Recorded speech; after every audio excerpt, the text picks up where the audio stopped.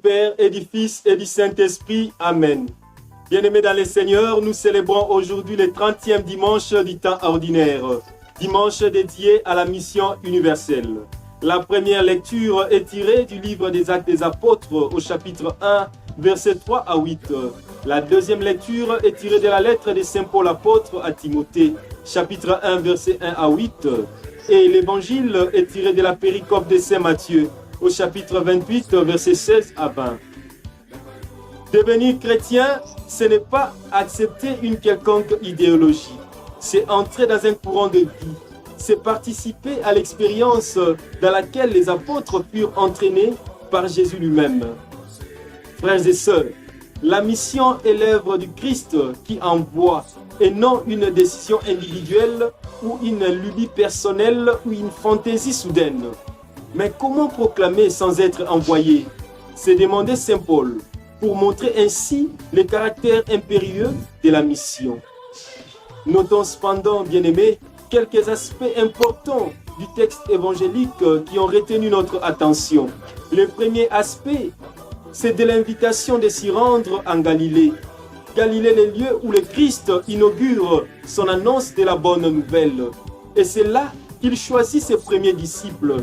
Ces lieux revêtent un caractère très significatif qui traduit la nécessité pour les disciples à évangéliser en premier lieu leur propre milieu de vie. Chacun de nous a sa Galilée, l'endroit où Jésus nous attend pour évangéliser. Cette Galilée peut être ma famille, mon lieu de travail, social, professionnel, mon quartier, ma communauté. Dans ces milieux de vie, nous devons évangéliser non seulement en parole, mais aussi à travers notre témoignage de vie. Au fond de nous-mêmes, l'on peut se demander si notre témoignage de vie peut inspirer les autres et les attirer vers Dieu. C'est à chacun de nous de répondre. Le deuxième aspect de cette invitation s'oriente aussi vers la montagne. La montagne comme lieu de rencontre privilégié avec Dieu, le lieu de prière, d'écoute et de recueillement.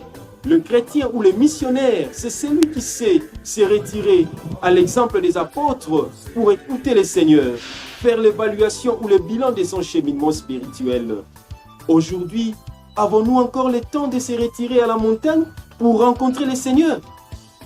Le troisième aspect, c'est la recommandation de faire des hommes et des femmes disciples de Jésus, ce qui signifie exactement les plonger dans la vie du Père, les plonger dans la vie du Fils, les plonger dans la vie de l'Esprit. Une vie qui est un amour totalement partagé. Apprendre à observer les commandements signifie concrètement aimer Dieu, ses frères et sœurs, de toutes ses forces. Le quatrième aspect, le Christ nous fait la promesse qu'il sera avec nous tous les jours jusqu'à la fin des temps. En fait, c'est l'Église qui reçoit cette promesse de sa présence et de son assistance quotidienne au long de l'histoire. Et cependant, l'efficacité ou la réussite de la mission est assurée par Dieu lui-même, puisqu'il s'agit de sa mission et non pas la nôtre. Disons finalement, bien-aimés dans le Seigneur, qu'aujourd'hui Jésus adresse à chacun de nous, à nos milieux de travail, l'appel à devenir missionnaire de la bonne nouvelle. Investi de sa puissance par notre présence et notre témoignage de vie, nous annonçons l'Évangile. Nous sommes aussi invités à croire en cette présence permanente de Jésus, quelles que soient les vicissitudes de la vie. Être missionnaire, c'est exactement servir de prolongement afin d'assurer la mission du Christ qui s'étend jusqu'aux extrémités de la terre.